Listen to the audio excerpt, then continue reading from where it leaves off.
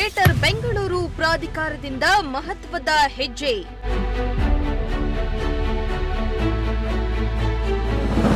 ವಾರ್ಡ್ಗಳ ಮರು ವಿಂಗಡಣೆಗೆ ಅಧಿಸೂಚನೆ ಪ್ರಕಟ.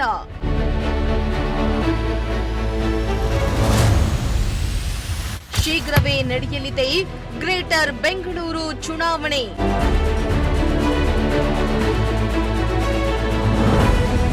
ಗ್ರೇಟರ್ ಬೆಂಗಳೂರು ಪ್ರಾಧಿಕಾರ ಅಸ್ತಿತ್ವ ಬಂದ ಬಳಿಕ ಮಹತ್ವದ ಹೆಜ್ಜೆಯನ್ನ ಇಟ್ಟಿದ್ದು, ಇದೀಗ ವಾರ್ಡ್ಗಳ ಮರು ವಿಂಗಡಣೆಗೆ ಅಧಿಸೂಚನೆಯನ್ನ ಪ್ರಕಟಿಸಿದೆ.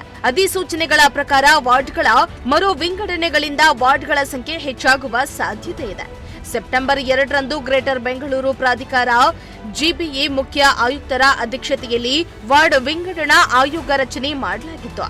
ಇದೀಗ ವಾರ್ಡ್ಗಳ ಮರು ವಿಂಗಡಣೆಯ ಅಂತಿಮ ಅಧಿಸೂಚನೆಯನ್ನ ರಾಜ್ಯ ಸರ್ಕಾರ ಪ್ರಕಟಿಸಿದ್ದು, ಈ ಬಗ್ಗೆ ನಗರಾಭಿವೃದ್ಧಿ ಇಲಾಖೆ ಅಧಿಸೂಚನೆಯನ್ನ ಹೊರಡಿಸಿದೆ.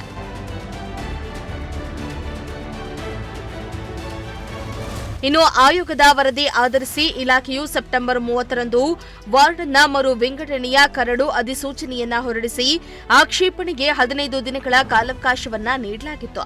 ಈ ಸಂಬಂಧ 4,000 ಆಕ್ಷೇಪಗಳನ್ನು ಸಲ್ಲಿಸಿದ್ದು, ಪರಿಶೀಲನೆ ಬಳಿಕ ಇದೀಗ ವಾರ್ಡ್ಗಳ ಸಂಖ್ಯೆಯನ್ನ ಅಂತಿಮಗೊಳಿಸಿದ್ದು, ಬೆಂಗಳೂರು ಪಶ್ಚಿಮ ನಗರ ಪಾಲಿಕೆಯಲ್ಲಿ 111 ವಾರ್ಡ್ಗಳಿದ್ದು, ಅಂತಿಮ ಅಧಿಸೂಚನೆಯಲ್ಲಿ ವಾರ್ಡ್ಗಳ ಸಂಖ್ಯೆಯನ್ನ 112ಕ್ಕೆ ಏರಿಸಿದೆ. ಇನ್ನುಳಿದ ನಗರ ಪಾಲಿಕೆಗಳ ವಾರ್ಡ್ಗಳ ಸಂಖ್ಯೆಯಲ್ಲಿ ಬದಲಾವಣೆಯಾಗಿಲ್ಲ ಎಂದು ಮೂಲಗಳು ತಿಳಿಸಿದ್ದು, 5 ನಗರ ಪಾಲಿಕೆಗಳಲ್ಲಿ 369 ವಾರ್ಡ್ಗಳು ಅಂತಿಮಗೊಂಡಿವೆ.